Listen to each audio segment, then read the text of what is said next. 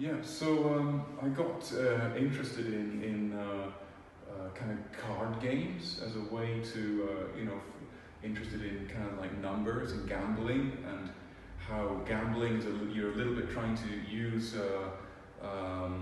you don't have all of the information, but you have enough information to kind of like make an assumption and place a bet and maybe win something. And then I was also interested in tarot card reading, how somehow magically, by the way that tarot cards appear, you can predict the future. And I know as a fact that there are a lot of people who are interested in the idea that if you have a powerful enough computer, you could feed it with all of the details about your personality and your sort of social situation, the information about your bank account, and it could predict, exactly how, what the next consumer object you're going to buy. It can predict, who you're going to vote for in the next election. So it's a kind of almost like there's a fine line between fortune telling and information and numbers. So I decided to write a computer program which basically uses these kind of like bacteria, so like little dots, and they are kind of feeding off the tarot cards. You can see them sort of landing on the card is there, but it's invisible. But the little dots are searching for the ink. It's almost like they're eating the ink, and it kind of, the dots, the bacteria exposes the card, if you can sort of see what I mean.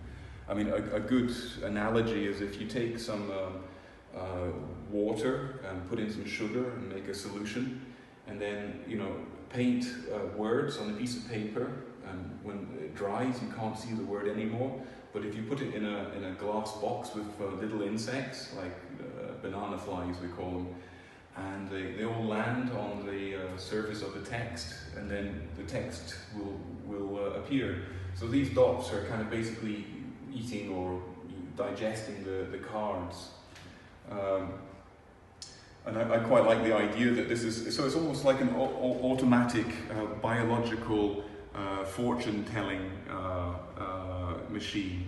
And I kind of want to get the viewer into engaged with the ideas about determinism and fate, and how we have so much information, but we still make decisions very intuitively, because we can't possibly crunch all of the information to make a perfect idea. So anybody who walks into this room, whether they like it or not, automatically get their fortune told. So you just have to make sure you walk in at the right moment just to get a good one. And maybe if there's what happens if there's 10 people in the room at the same time? Does that sort of predetermined fortune apply to all 10 people? Or so this will go on for, again, infinity. It's not like a video loop. In fact, none of the works here are like a loop. There's no video player. So it's kind of like this piece here, for example. This is based on nuclear physics, and I found a random, I call it like a found photograph of a group of kids, and basically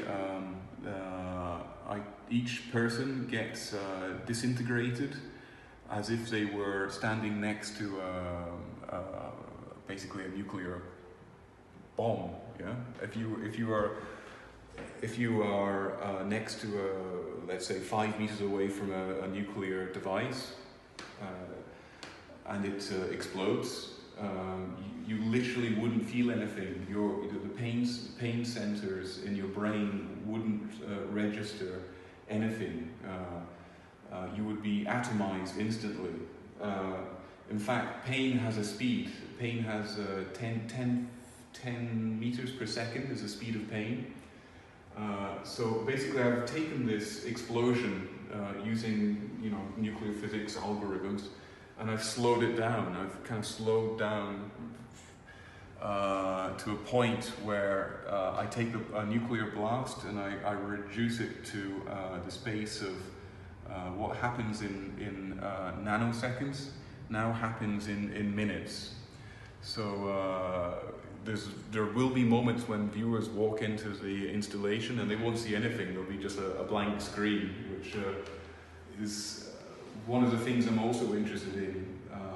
If you're an artist and you're using kind of like video or technology, there's a kind of expectation from the viewer that it's like it should do something. It should have a purpose, because technology, especially contemporary technology, whether it's a computer or a mobile phone, has a purpose and a function.